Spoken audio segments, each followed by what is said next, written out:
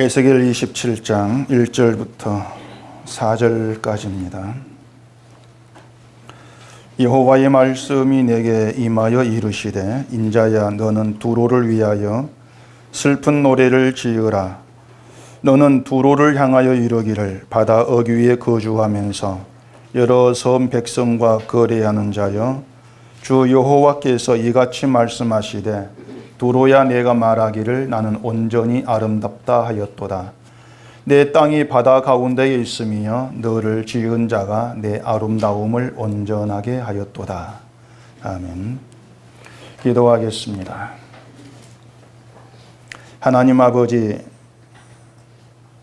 우리 아버지의 말씀을 들을 때에 성령의 지혜 가운데에서 듣게 하시고 이 말씀 안에서 하나님이 이끌어 가시는 그 세계가 어떠한 것인가를 깨달아 알게 하시고 하나님의 인도하심 속에서 하나님 바라보며 불안과 염려가 아니라 평강 속에서 주님을 찬송하게 되는 저희가 되도록 해주시옵소서. 예수님 이름으로 기도합니다. 아멘. 우리가 사는 이 사회를 자본주의 사회라 이렇게 얘기를 합니다. 자본주의 사회를 다른 말로 설명을 하자면은 소유가 인간의 가치를 결정하는 사회다. 이러한 뜻으로 해석할 수가 있습니다. 그렇기 때문에 그 자본주의 사회를 살아가는 인간의 관심은 당연히 어떻게 하면 더 많이 소유할 수 있을까? 이런 쪽으로 향할 수밖에 없는 겁니다. 이런 자본주의 사회를 향해서 인간이 무엇이냐 이러한 얘기를 던진다면은 거기에 관심 둘 사람이 몇이나 되겠습니까? 인간이 무엇인가 이런 문제는 자본, 소유하고는 전혀 상관이 없는 얘기입니다. 인간이 무엇인가를 안다고 해서 소유가 확장되는 것도 아니고요. 또 뭔가 소유하는 데 도움되는 그런 말도 아니거든요. 한마디로 말해서 돈 안 되는 얘기거리다. 그렇게 얘기할 수가 있는 겁니다. 그렇기 때문에 인간이 뭔가 이걸 누가 말한다고 해도 아마 듣지 않으려고 할 거예요. 인간이 뭔지를 몰라도 소유만 많이 있으면 대접받으며 잘 살 수 있는 것이 이 세상입니다. 그렇기 때문에 소유 말고 다른 것들은 의미 없는 것들일 뿐이고 재산이 얼마예요? 직업이 뭡니까? 연봉이 얼마예요? 그런 것으로 사람이 평가되고 또 판단되는 것, 우리가 살아간 사회가 바로 그런 사회란 얘기입니다. 여러분이 사회가 그렇다는 것을 모를 리가 없겠지만은 문제가 뭔가 하면은요, 스스로 이제 신자라고 인정하는 여러분들이 이 세상에 묻혀 살아가면서 이 세상에 사는 것처럼 살려고 한다는 것. 저는 이제 그걸 좀 문제 삼고 싶어 하는 겁니다. 이스라엘 백성들이 애굽에서 종으로 지낼 때에 하나님께서 모세를 보내가지고 이스라엘 백성을 약속의 땅으로 데려가게 하셨잖아요. 근데 그 때문에 바로는 이스라엘 백성들에게 일을 더 많이 시키게 됩니다. 결국 이스라엘 백성이 고통을 겪게 되죠. 그런 상황에서 그 이스라엘 백성들이 원했던 것이 뭘까를 한번 생각해 보세요. 모세를 보내서 하나님의 그 약속의 땅, 이걸 얘기하면서 나가자. 근데 그 때문에 오히려 더 일이 가중해지고 고통을 겪게 된다. 그런 상황에서 이스라엘 백성들이 안 되겠다. 빨리 애굽에서 벗어나가지고 하나님의 약속의 땅 들어가는 것이 우리에게는 최선이다. 그게 가장 복된 것이다.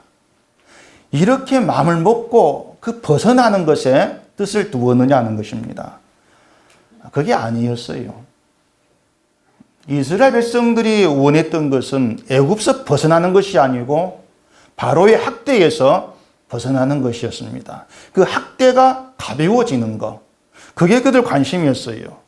비록 애굽에서 노예로 계속 산다 할지라도 노동한 시간이 좀 줄고 잘 먹고 그냥 잘 살고 조금 편해지는 거, 그런 삶을 원했던 겁니다.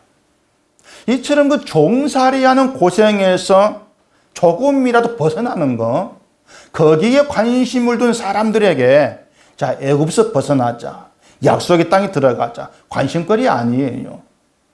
내가 지금 고생하고 있는데, 이렇게 힘든데 그 약속의 땅이 지금 무슨 소용이냐는 거죠.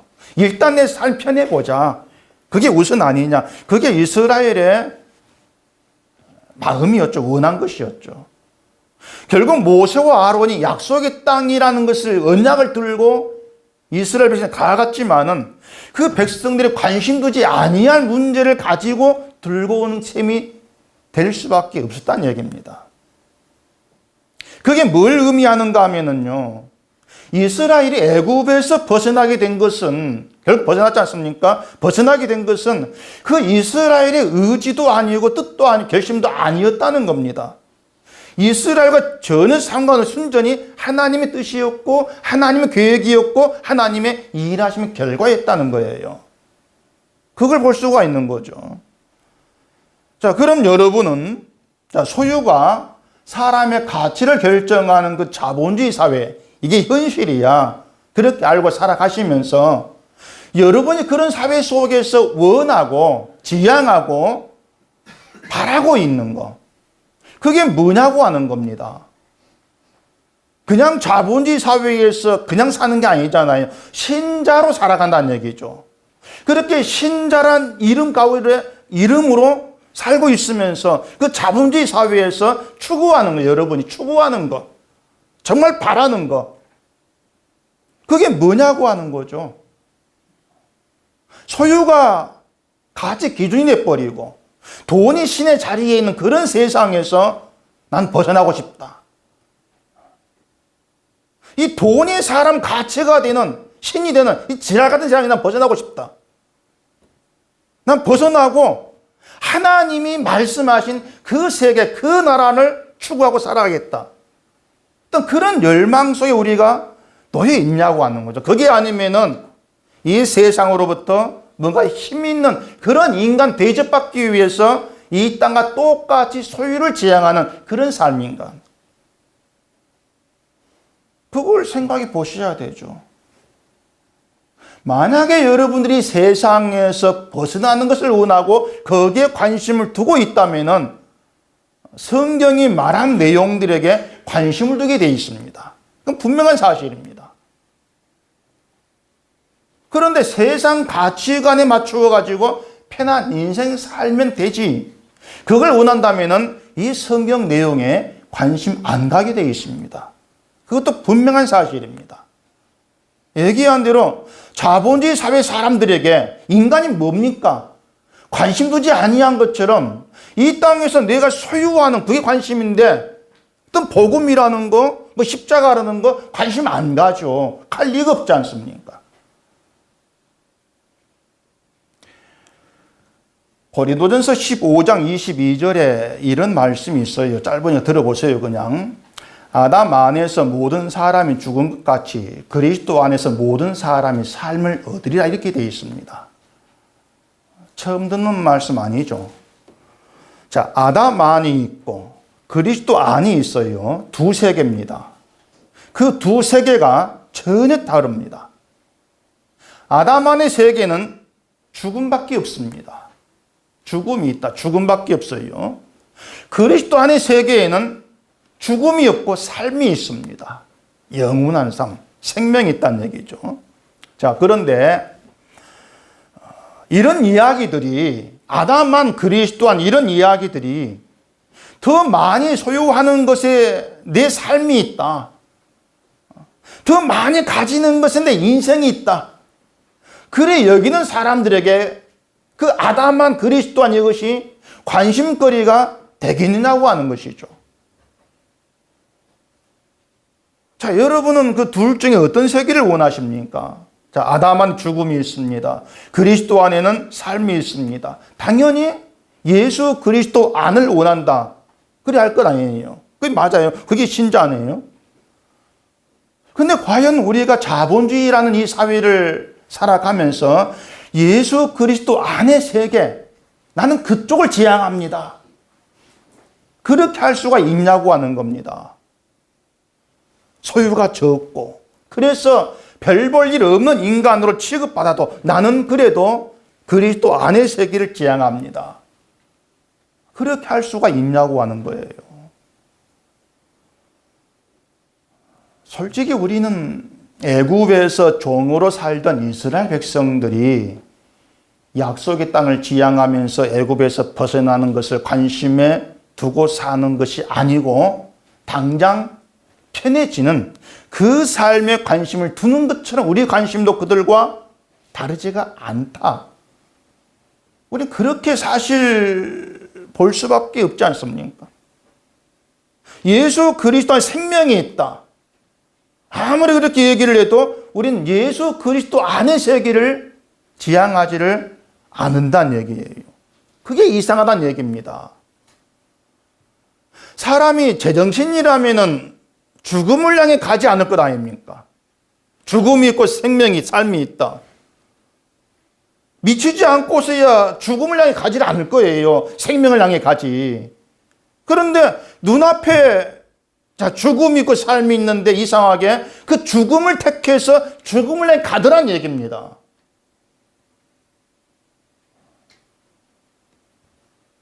죽음이 있다고 하는 그 아담 안의 세계에 거기에서 벗어나려고 하지를 않아요.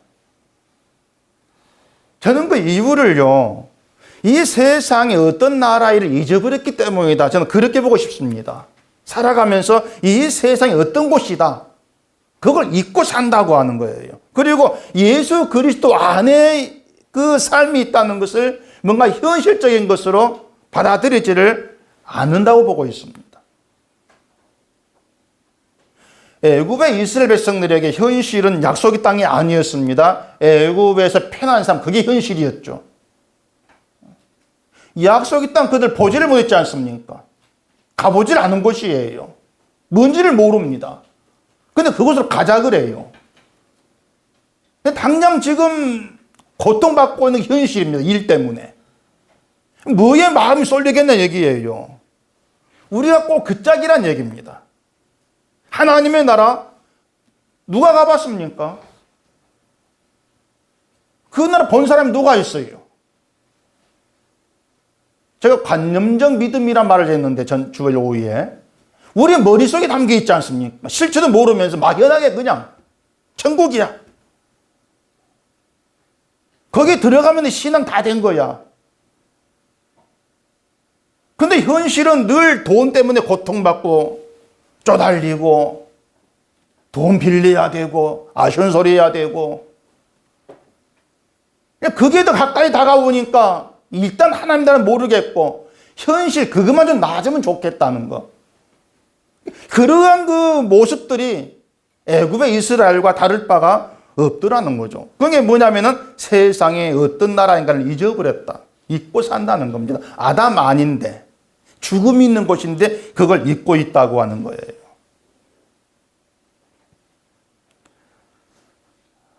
아마 교회에 오늘 또 오시면서 뭐 세상이 어떤 나라인가 생각하지 않으실 겁니다. 누가 그걸 생각하고 옵니까? 그냥 오겠죠. 잊어버리죠. 제가 이 말씀 안 드리면은 설교 들을 때에도 세상이 어떤 나라인가 생각지 않고 들을 거란 얘기예요. 그게 뭐냐면은 내가 교회에 온 이유를 명확하게 세워두지를 않고 있는 겁니다. 왜 교회를 오느냐? 왜 옵니까? 제가 좀 야단치는 거 아닙니다. 야단치는 그 성격이 못 돼요. 그냥 좀 속이 열이 나는 거예요, 지금. 화가 아니고 열 나는 겁니다, 그냥. 왜 교회를 오야 되느냐? 그 명확한 이유. 그게 좀 세워져 있어야 한단 말입니다. 그러니까 대개 기독교의 문제가 그거예요. 교회로 오는 이유가 명확하지가 않은 겁니다. 마치 얼굴 보려고 오신 분들 전혀 없을 거예요. 뭐 제가 뭐 잘났다고 뭐 제가 이렇게 친절하게 한 것도 아닌데 제 만나려고 오시면 아무것도 없을 겁니다. 그게 왜 옵니까 그러면은? 대개 보면 그 교회에 주일날 교회를 찾는 이유가요, 주일 성수해야 되기 때문이다. 그게 굉장히 많습니다. 또 한편 기독교이니까, 내가 기독교인이니까 교회 가야지. 아니면은 교회 직분 맡고 있으니까 안 가면 눈치 보니 가야 되지. 뭐 이런 여러 가지 이유가 많이 있겠죠. 그런데 교회에 모이는 이유를 그런 데 두면 절대 안 됩니다. 그건 종교예요. 그것은 그냥 취미고. 교회 오는 이유가 주일 때문이다. 그건 종교인입니다. 볼 것도 종교인입니다. 주일인 교회 온다. 그건 습관입니다. 그냥 습관이에요. 내가 직분 맡고 있으니까 교회 온다. 그건 의무입니다. 그것은. 그냥 의무로 오는 거예요. 근데 적어도 아담 안의 세계와 그리스도 안의 세계를 생각하는, 그게 뭔가 좀 살아있는 그런 신자라면 교회 오는 이유부터 달라야 한단 말입니다. 분명히 달라져야 돼요. 어떻게 달라져야 되는가 하면은 지금의 내 현실, 인간이 뭐냐, 그런 물음과 함께 지금의 내 현실을 자각하면서 이 땅을 살아가면서 내가 잊지 말아야 할 것, 내가 지향해야 될 것, 내가 추구할 것이 뭔가를 확고하게 세우기 위해서 나오는 겁니다. 그것만큼 확고히 세우고 살아가자. 그래서 제가 설교하는 이유는 확고하게 세워져 있습니다. 그것은 자본주의 사회를 우리가 어떤 사람으로 살아가는가, 이 땅을 우리가 어떤 사람 살아가는가, 이걸 드러내고 예수를 말하고 십자가를 말하는 우리지만 정작 구원과는 멀어져 살아가는, 그걸 제가 여러분께 생생하게 자각하게 하는 것. 저는 그 이유로 설교합니다. 물론 설교가 그걸로 끝나는 건 아니죠. 쓰레기통을 뒤집어서 안에 있는 걸 다 끄집어내가지고 헤집어 놨으면, 썩고 냄새가 헤집어 놨으면 다시 정리해야 될 거 아닙니까? 그 다시 정리한다는 것은 쓰레기를 모아가지고 그 쓰레기 다시 집어넣는 것이 아니고, 그 썩고 냄새나고 더러운 쓰레기를 덮고 가려준 분이 있습니다. 그게 설교의 클라이막스예요. 그런 분이 있습니다. 지금까지 제 설교는 항상 그렇게 진행되어 있습니다. 그게 제 명확한 이유입니다. 그래서 제 설교가 지향하는 것은 교회 부흥도 아니고요, 여러분께 어떤 값싼 위안을 주기 위한 것도 아니고요, 귀를 즐겁게 한 게 더더욱도 아닙니다. 제가 생각하는 것 하나밖에 없어요. 교회라는 이름으로 모인 그 여러분이 십자가에 피 흘려 죽으신 예수 그리스도, 그분을 만나는 겁니다. 그분을 아는 겁니다. 최소한 그것밖에 안 보여요. 교회로 오셨으면은 그 예수의 피를 뒤집어 쓰고 돌아가시라는 얘기입니다. 그것만 생각하세요. 그러기 위해서는 세상과 어울려 살고 있고 세상으로부터 늘 벗어날 생각도 없는 그런 우리 악함은 그냥 덮고 지나갈 문제가 아니죠. 우리가 이런 존재밖에 안 됩니다. 드러내야 되죠. 그래서 설교 시작하면서 우리가 사는 세상이 소유로 모든 가치가 결정되는 자본주의 사회라 이렇게 말씀을 드렸는데, 그 사회에서 우리가 어떻게 살고 있느냐, 이러한 문제들을 생각해 보면서 여러분이 우리가 이런 존재입니다, 그걸 좀 말씀을 드리려고 하는 겁니다. 에스겔서 27장 보시면은 두로에 대한 이야기죠. 근데 두로를 하나의 커다란 배로 비유해 가지고 얘기를 합니다. 두로가 무역을 한 나라니까 그 배는 상선이다, 그렇게 생각될 거예요. 그런데 그 배가 아주 화려합니다. 5절부터 7절까지가 그 배가 어떻게 무얼로 만들어졌는가 이걸 얘기를 해요. 5절에 보면은 선일의 잣나무로 판자를 만들었다 이렇게 얘기하고, 또 레바논 백향목으로 돛대를 만들었습니다.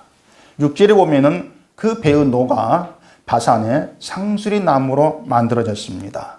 갑판은 기띔선 황양목의 상아로 만들었다. 뭔지 모르겠는데 귀한 거죠. 어쨌든 좋은 거죠. 돛은 애굽에 수놓은 가는 배로 만들었다. 또 차일은 뭐 엘리사 섬의 청색 자색 배로 만들었다. 이런 얘기인데 그게 뭡니까? 뭐 알 필요 없고요. 한마디로 말해서 아주 귀하고 고급스러운 그런 재료로 배를 만들었다. 그런 의미란 얘기입니다. 화려한 고급의 극치를 이제 표현하고 있는 것이죠.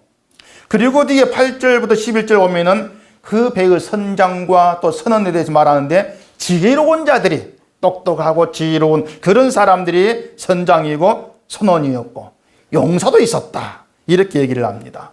강하고 아주 고급하고 화려한 그런 나라. 그렇게 두로를 표현하고 있는 겁니다. 그리고 12절부터 25절까지는 두로가 여러 나라들과 귀한 것들을 무역하는 그런 내용이 나오고 있어요. 이러한 두로를 이제 한마디로 표현한 거 25절 이렇게 얘기합니다. 다시스의 배는 때를 지어 네 화물을 나르니 네가 바다 중심에서 풍부하여 영화가 매우 크도다. 영화가 매우 크다. 그게 두로에 대한 평가입니다. 두로가 바다의 중심에 있고 그 영화가 매우 컸다는 거죠. 자, 이것이 이제 두로가 누리는 부유와 평안인데 이러한 두로가 자신들을 스스로 어떻게 생각을 했느냐. 자, 3절 보시면은 너는 두로를 향하여 이르기를 바다 어귀에 거주하면서 여러 섬 백성과 거리하는 자여 주 여호와께서 이같이 말씀하시되 두로야 네가 말하기를 나는 온전히 아름답다 하였도다. 이렇게 얘기합니다. 두로는 자기들을 우린 온전히 아름다운 자들이다. 아름다워. 이렇게 얘기한 겁니다. 바꿔 말하면 우린 부족함이 없어 그 뜻이에요. 부족함이 없어. 두로가 그렇게 말한 이유는 당연하죠. 부유하고 힘있고 그런 걸 내세워서 우리는 부족함이 없어. 그렇게 평가하겠죠. 말씀드린 것처럼 세상 가치는 소유로 결정합니다. 우리가 두로라고 해도 아마 난 언제 아름다워, 난 부족함이 없어 이렇게 우리를 자신을 내세웠을 거예요. 부유하고 영화로운데 아쉬울 게 뭐가 있고 부족한 게 뭐가 있겠습니까? 결국에 두로가 자신을 온전히 아름답다 이렇게 한 것은 두로만의 말이 아니에요. 세상이 그렇게 얘기한다 그 말입니다. 세상이. 우리가 그렇게 말하고 살아간다는 얘기입니다. 부유하면은 가치 있는 게 많이 있으면 난 부족함이 없는 존재야. 그렇게 자기를 과시하고 자랑하고 그렇게 살아간다는 얘기죠. 돈 있고 사업막 하면서 번창하는데 그런 자기를 보고 난 부족합니다. 이렇게 할 사람이 뭐 몇이나 있겠습니까? 그래 두로처럼 난 온전히 아름다운 자야 이렇게 자신만만한 그런 사람에게 당신 미래는 어떻습니까? 난 뭐라 하겠어요? 나의 미래는 더 강해지고 더 영화를 누리고 더 부유하게 될 거야. 그렇게 말하지 않겠습니까? 자, 그런데 성경이 말씀한 대로 아담 안에서 모든 사람이 죽은 것 같이 이 말씀 안에 두로를 놓고 그 미래를 한번 물어보세요. 뭐가 나옵니까? 죽음이죠. 죽었다. 지금 두로가 뭐 부를 누리고 무역하면서 앞으로 어떻게 번창해가고 그런 게 아무 의미가 없는 거예요. 결론은 아담 안에서 죽었다. 그게 결론이 되어버린다는 얘기입니다. 그것이 바로 하나님 말씀 안에서 본 두로의 모습이에요. 겉으로 보면 화려하죠. 영화롭죠. 부러움을 살 만한 모든 가지고 있죠. 근데 말씀 안에서 보면은 죽었다. 더 이상 할 말이 없습니다. 지금의 영화, 그게 의미가 없죠. 가면은 죽는데, 끝은 죽음인데요. 그러니까 아담 안에서 모든 죽은 것 같이 이 말씀 안에서 나는 온전히 아름다워. 이런 말들이 무슨 소용이냐 말입니다. 자, 우리는요, 하나님 말씀이 참되다고 믿는 사람들입니다. 또, 말씀 그대로 되어진다고 믿는 사람입니다. 그런 사람을 가리켜 신자라 하지 않습니까? 말씀을 말씀대로 믿는다. 그렇다면 세상이 하나님 말씀을 안 믿어 무시하고 부정해 하나님의 사랑 인정하지 아니하네. 그건 우리 개의치할 필요가 없는 거예요. 세상이 어떤 반응 보인다 할지라도 신자인 나에게 말씀은 참되고 진리고 그대로 성취되어질 일단 현실이다. 그렇게 믿는다면은 두루와 같은 그런 모습들, 그게 어떤 우리에게 남을 이유가 없죠. 그들을 바라볼 때에 아담 안에 죽는다. 그게 세상을 향한 우리의 시각으로 남아 있어야 한단 말입니다. 그걸 잊지는 마시란 얘기예요. 그걸 잊는 것 자체가 이제 이미 어떤 추구하는 게 달라져 버린다는 얘기죠.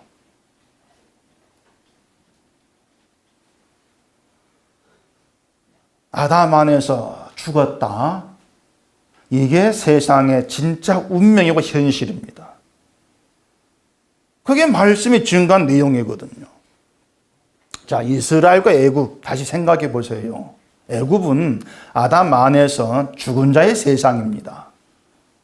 자, 그러면 이스라엘은 하나님이었던 그땐 그리스도 없으니까 언약 안에서 삶을 얻은 그런 세상입니까? 이스라엘이? 그거 아니에요. 모든 사람이 날 때부터 아담 안입니다. 죽은 자입니다. 모든 사람이. 이스라엘도 아담 안에서 죽은 자입니다. 날 때부터가 애국과 같아요. 만약 이스라엘 사람들이 처음부터 죽음과 상관없는 그런 존재로 났다면은 문설주에 어린 양의 피를 발라라, 그런 말씀을 할 필요가 없지 않습니까? 이미 살았으니까, 죽음과 상관없으니까 이스라엘 그 가정만 남겨놓고 애굽만 치면 될 일이에요. 그런데 장자 재앙 때 천사들이 이스라엘 애굽을 구분한 게 아니었습니다.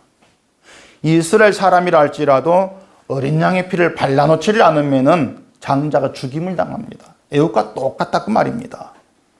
이스라엘도 애굽과 똑같은 그런 존재일 뿐이에요. 그래서 애굽이 아무리 강하고 문명이 발달하고 영화를 누리는 그런 나라라 할지라도 애굽이 뭡니까? 애굽이 누굽니까? 이렇게 묻는다면은 죽은 자의 세계다. 그게 답이죠. 죽은 자의 세계다. 애굽의 왕이 누구고 군사가 몇 명이고 뭐 백성이 몇 명이고 뭐 금은 부하가 얼마나 있고 그런 것들이 의미가 없다는 얘기예요. 죽은 자의 세계다. 결국 사라질 땅이다. 그거 아닙니까? 그러면 이스라엘 누굽니까? 이렇게 묻는다면 뭐라 답하겠습니까? 피를 발라서 살아난 그 이스라엘은 어린 양의 피의 세계다. 그게 답입니다. 어린 양의 피의 세계다. 지금식으로 말하면 그리스도 안의 세계다. 그 뜻이죠. 예수의 피로 인해서 영원한 삶을 얻은 세계다. 그게 답이에요. 이러한 이스라엘을 두고 이스라엘 돈이 얼마고 군사가 몇 명이 있고 그런 걸 따지는 게 무슨 의미가 있냐 그 말입니다. 한쪽은 죽고 한쪽은 살았는데 이미. 그런데 이스라엘이 어린 양의 피의 세계라고 하는 그 의미를 잊어버린다면 어떻게 되겠습니까? 결국 죽은 자의 세계, 산 자의 세계 다 잊어버리죠. 까맣게 잊어버리고 결국은 세상과 똑같이 애굽 바라보고 애굽을 부러워하면서 단지 편하게 살면 좋겠다. 이러한 방식으로 갈 수밖에 없는 겁니다. 그래서 하나님이 어린 양의 피의 세계 이걸 잊지 말라고 세우신 규례가 뭡니까? 딱 세 글자로 6월절이죠. 너무 겸손들 하셔가지고 하여튼 알아도 대답을 안 하고 올해는 좀 나아진 싶었더만 나아지도 않고 어린 양의 세계 그 잊지 말라고 6월절 그걸 제정하신 겁니다. 어린 양의 피로 살아난 나라다. 그걸 잊지 아니하는 것이 이스라엘 다움이에요. 근데 이스라엘이 그걸 잊었죠. 잊어버렸기 때문에 이방인과 똑같이 소유를 가지고 비교하고 판단하고 그래서 드러난 게 뭐였습니까? 약자가 고통을 받죠. 그게 뭐냐? 어린 양의 피를 잊었다는 겁니다. 증거예요. 또 이방 나라처럼 되고 싶어가지고 우상을 끌어들이고 말입니다. 그런 두로가 26절부터 오면은 바다에서 침몰한 내용이 나와요. 26절부터 보시면은 내 사공이 너를 인도하여 큰 물에 이르게 하며 동풍이 바다 한 가운데에서 너를 무찔렀도다. 내 재물과 상품과 바꾼 물건과 내 사공과 선장과 내 배의 틈을 막는 자와 내 상인과 내 가운데에 있는 모든 용사와 내 가운데에 있는 모든 무리가 내가 패망하는 날에 다 바다 한 가운데에 빠질 것이며 내 선장이 부르짖는 소리에 물결이 흔들리리로다. 자, 이렇게 27장은 스스로를 온전히 아름답다고 큰 소리 쳤던 크고 화려한 배로 비유된 두로로 시작해가지고 두로의 침몰로 끝나버립니다. 그 두로가 침몰했다. 모든 게 사라져버려요. 자, 그러면은 27장에 나오는 두로의 모습에서 뭐가 진짜 현실이겠습니까? 침몰에 사라지는 게 진짜 현실 아닙니까? 침몰에 사라졌다. 그게 우리가 몸담고 살아간 세상입니다. 우린 성경을 통해서 그런 세상의 마지막, 이 땅 결정되어 있는 하나님의 그 뜻 계획, 그걸 보고 있다는 얘기예요. 그럼 우리 관심이 어디를 향해 되겠냐 그 말입니다. 당연히 죽음의 세상, 침몰된 이 세상 벗어나는 그 관심거리 돼야 되겠죠. 이 세상에서 벗어나는 얘기는 짐 싸들고 가라 그게 아니에요. 우리가 어디를 가는 죽음의 세상입니다. 죄의 세상이라는 얘기예요. 설사 지구를 떠나가지고 화성으로 간다 할지라도 죄의 세상을 벗어나지를 못합니다. 왜 그렇습니까? 왜 그래요? 내가 죄니까. 그 죽음의 세상에 벗어난다는 것은 우리 힘으로 안 돼요. 이게 모든 사람이 죽었다고 하는 아담한 세계의 특징입니다. 누구도 스스로의 힘으로는 벗어날 수가 없다. 그게 아담한의 특징이에요. 누구든 자기 힘으로 아담한에 벗어난다는 것은 자기 힘 가지고 죽음을 이긴다 이런 뜻이 되죠. 그럴 사람이 없습니다. 그래서 인간이 무엇입니까? 질문의 답은 죄에서 벗어날 수 없는 무능력한 존재입니다. 그겁니다. 그 답을 여러분이 간직하셔야 합니다. 죄에서 벗어날 수 없는 죽음에 갇혀있는 무능력한 존재. 그게 납니다. 그게 여러분께 간직되어 있어야 돼요. 얘기한 대로 자본주의 사회에서 이런 얘기는 돈 안 된 쓸데없는 얘기입니다. 정말. 쓸데없는 얘기고 아무도 관심 두지 않는 그런 얘기 지나지를 않습니다. 하지만 신자인 우리에게는 내가 누구이냐 이걸 말해주는 아주 중대한 얘기입니다. 중요한 얘기예요. 근데 세상과 똑같은 소유에 관심을 두면서 인간이 무엇인가, 아담하는 뭐고, 그리스도와는 또 뭔가, 이런 내용에 대해서 마음이 자꾸 멀어지다 보니까 자기에 대해서도 늘 두로처럼 자기를 평가하게 되어버린다는 얘기입니다. 두로처럼. 현대 교회도 보면 두로와 다를 바가 없어요. 보면은 교회가 무엇인가 이렇게 얘기할 때에 관심은 크고 화려한 예배당, 뭐 많은 수의 교인들, 돈, 뭐 이 땅에서 좋은 일 하는 거, 늘 그런 것만 구성한단 말입니다. 근데 십자가 앞에서 교회가 무엇인가 이렇게 얘기할 때에 말하신 답이 뭐냐면은 그런 것들 의미 없는 것이야. 그래 나올 수밖에 없어요. 십자가 앞에서 교회는요, 예수 그리스도 피로 살았다는 그 은혜를 품고 있는 그런 사람의 모임입니다. 그게 교회예요. 예수의 피로 살았다. 은혜를 품고 있는 사람들이에요. 그게 교회죠. 요한계시록 3장 17절에 보시면은 내가 말하기를 나는 부자라 부요하여 부족한 것이 없다 하나 내 곤고한 것과 가련한 것과 가난한 것과 눈먼 것과 벌거벗은 것을 알지 못하는도다. 어느 교회를 향하신 말씀입니까? 네? 라오디게 교회를 향한 말씀이죠. 라오디게아 교회가 자기 스스로를 우린 부자야.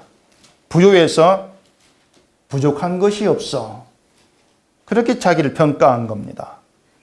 두로가 스스로를 우린 온전히 아름답다. 그렇게 한 것과 다르지가 않죠.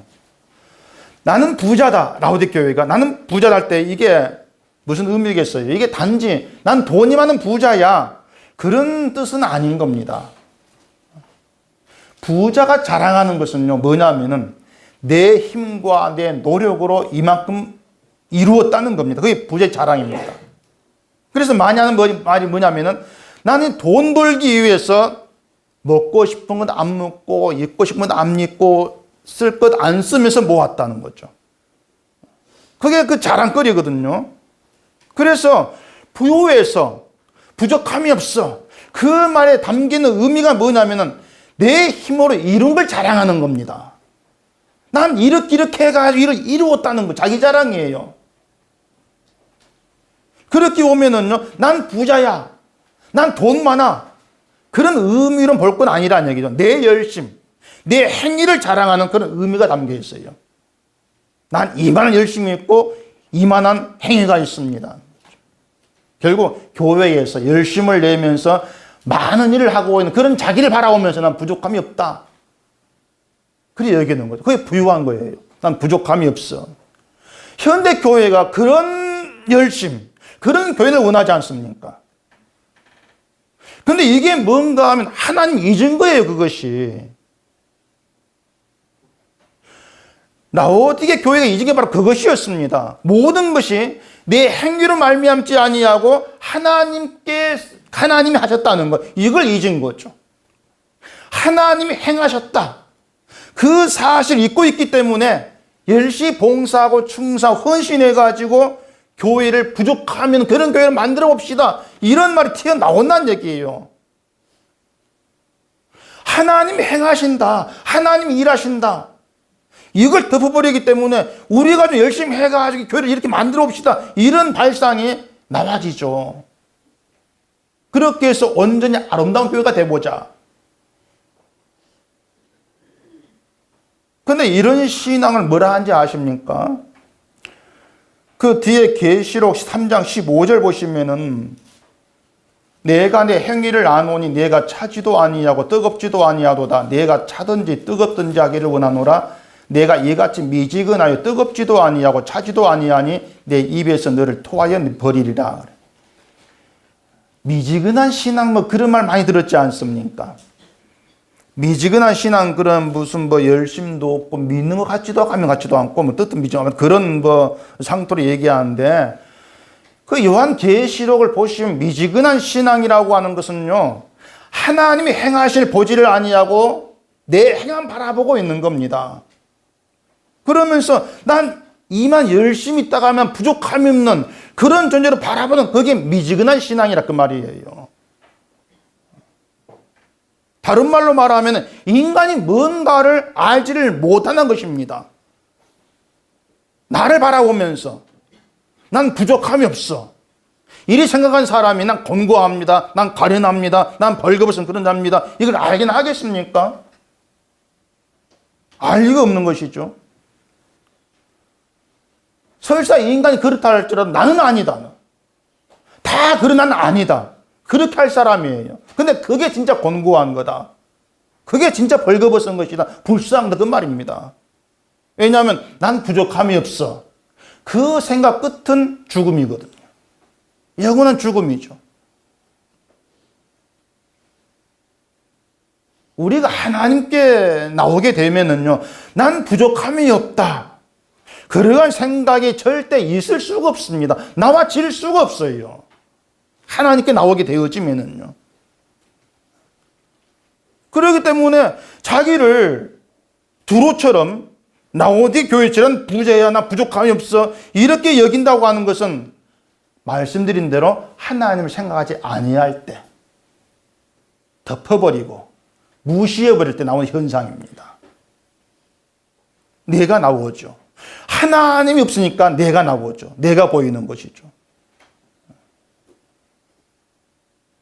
두로가 자기를 부유로 난 온전히 아름다워 하면서 자신이 이룬 부요를 과시하고 자랑하는 것이나 하나님을 잊은 사람이 자기 열심과 행위를 바라보면서는 부족함이 없어 이런 것이나 똑같다. 다르지가 않은 세상의 모습이다. 공통적인 것은 침몰할 수밖에 없는, 곤고하고 가련하고 벌거벗은 그 자기 상태를 보지를 못한다. 그게 공통적인 거죠. 다른 말로 하면은 하나님께서 불쌍히 여겨주지 아니하시면 살 수 없는 게 나라고 하는 것을 보지를 못한다는 얘기입니다. 볼 것을 보지 못하는 거죠. 오늘 본문 4절 보시면은 내 땅이 바다 가운데 있으며 너를 지은 자가 내 아름다움을 온전하게 하였도다. 두로를 지은 자가 있다는 거죠. 그 지은 자가 뭐 하나님이든 또 어떤 다른 뭐 주변 나라이든 두로는 스스로 존재한 나라가 아닌 거예요. 지은 자가 있단 말입니다. 그러니까 스스로 힘으로 온전한 아름다움을 갖게 된 것이 아니라는 얘기죠. 근데 두로는 자기 영화를 자신들 힘으로 이루는 것으로 여긴 것입니다. 그게 하나님을 생각하지 않은 교인의 모습과 다르지가 않다는 얘기예요. 2절에 뭐라고 합니까? 인자야 넌 두로를 위하여 슬픈 노래를 지어라 하지 않습니까? 슬픈 노래 애가죠. 그래서 지금까지의 말씀을 생각해 보면은 두로를 위해 지을 슬픈 노래는요, 바로 여러분 자신을 위해 지어야 될 슬픈 노래 애가입니다. 여러분 자신을 위해 불러야 될 애가죠. 이것이 우리의 현실이 돼야 돼요. 나를 위해 부른 애가. 행여 주일에 꼬박꼬박 잘 나오니까는 부족함이 없어 이런 생각이 지푸라기만큼이라도 있다면은 그 생각까지 다 무너져야 됩니다. 다 무너져야 돼요. 왜냐하면 내가 이렇게 하고 있잖아. 그러니까 부족함이 없잖아. 그 생각에 하나님을 잊은 거예요. 아무리 하나님이 얘기해도 하나님 잊고 있는 거란 말입니다. 우리 잘못이 뭐냐면요, 내 힘으로 해보겠다는 겁니다. 그게 잘못된 거예요. 자본주의 사회 그것이거든요. 부유한 것은 능력 있는 것이야. 가난한 것은 능력이 없는 것, 무능한 것이 이렇게 얘기하지 않습니까? 교회 똑같아요. 교인 수가 많은 것을 목사가 능력 있는 것보다 그 말입니다. 교인 수가 적은 목사가 능력이 없어 이렇게 보죠. 그런 점에서 저는 너무 능력 없는 무능한 목사입니다. 저는 인정해요, 그것은. 근데 제가 지향한 것은 말씀드린 대로 여러분이 그리스도를 만나는 거죠. 그리스도를 만나는 그것이 여러분께 영원한 삶이 되니까.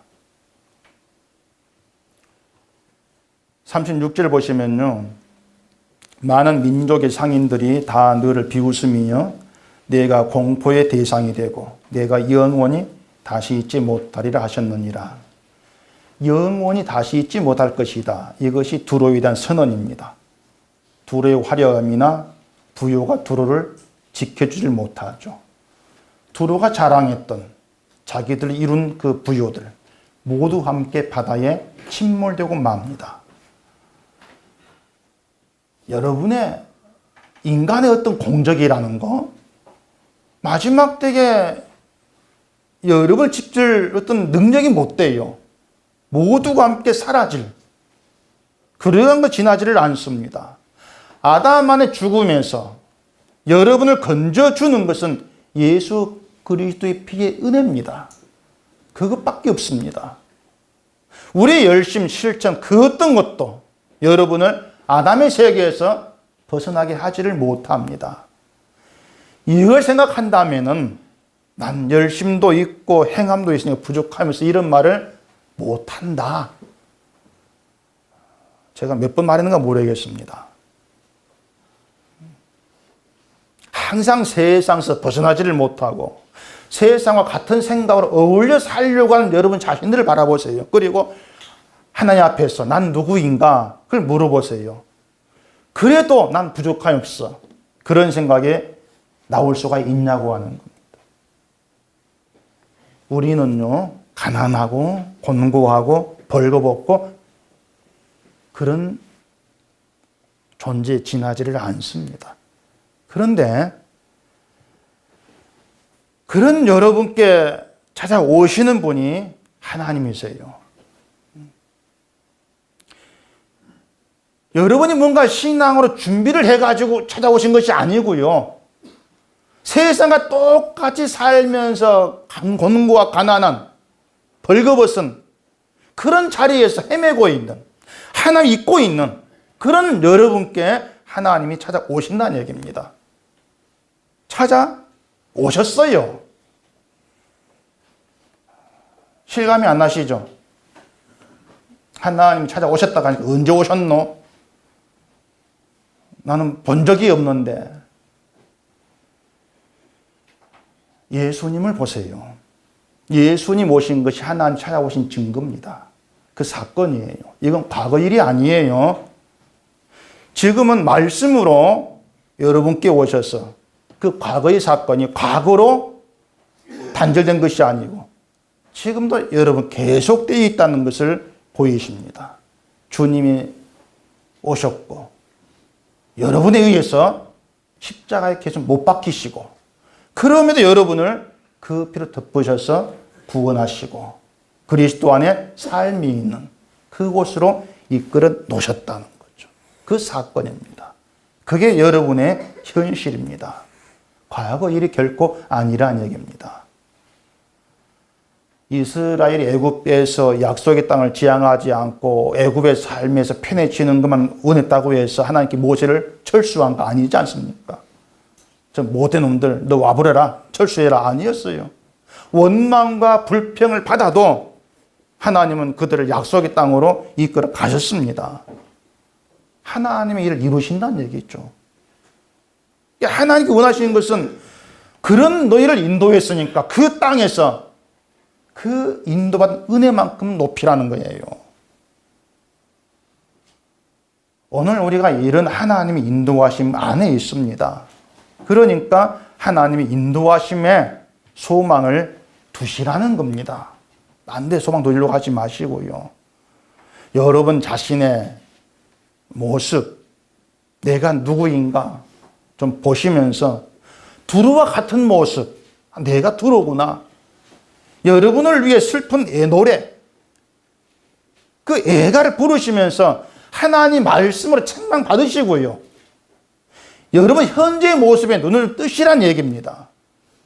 그리고 그런 여러분을 붙드시고 인도해 가시는, 계속 이끌어 가시는 하나님이 계신다. 그 하나님이 살아계시고 그 사랑으로 여러분 붙들고 계신다는 것, 그 사실이 여러분의 진짜 현실이다. 그걸 아시라는 겁니다. 우린 침묵을 해서 영원히 다시 잊지 못할 존재일 뿐입니다. 다시 말하지만 아담의 죽은 자들입니다. 우리는. 그런 우리를 예수의 피의 은혜로서 죽음에서 건지셨다. 성경 말씀 아닙니까? 건전되었다. 하나님의 거룩한 자녀의 신분에 있게 하셨다. 그게 여러분의 부요가 되고 영화로움이 돼야 돼요. 내가 이루었다 그 부요가 아니에요. 하나님 이루셨습니다. 그 부요죠. 하나님으로 내가 이런 영화로운 존재가 되었습니다. 그 감사합니다. 그게 살아있어야 합니다. 그게 하나님을 잊지 않는 겁니다. 이 부요와 영화로움으로 감사하게 되시고요. 기뻐하시면서 이 세상을 살아가시면서 하나님이 누구시고 내가 누구인가 잊지 마시고 늘 그 하나님의 은혜와 사랑에 마음 두고 살아가는 우리가 되어지기를 바랍니다. 기도하겠습니다. 우리 아버지 하나님, 이 땅을 살아가면서 늘 하나님이 누구시고 내가 누구인가를 잊은 자로 살아갑니다.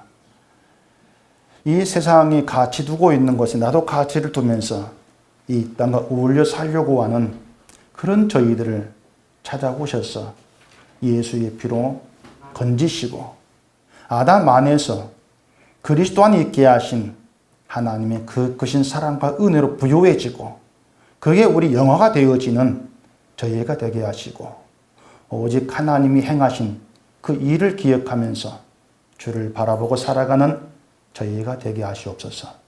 예수님 이름으로 기도합니다. 아멘.